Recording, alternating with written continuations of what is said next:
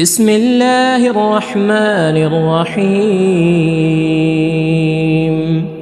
لا أقسم بهذا البلد وأنت حل بهذا البلد ووالد وما ولد لقد خلقنا الإنسان في كبد أيحسب أن لن يقدر عليه أحد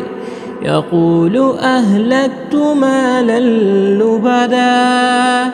أيحسب أن لم يره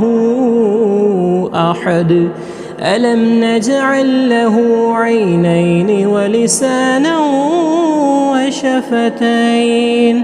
وهديناه النجدين فلاقتحم العقبة وما أدراك ما العقبة فك رقبة أو إطعام في يوم ذي مسغبة يتيما ذا مقربة أو مسكينا ذا متربة ثم كان من الذين آمنوا وتواصوا بالصبر وتواصوا بالمرحمة أولئك أصحاب الميمنة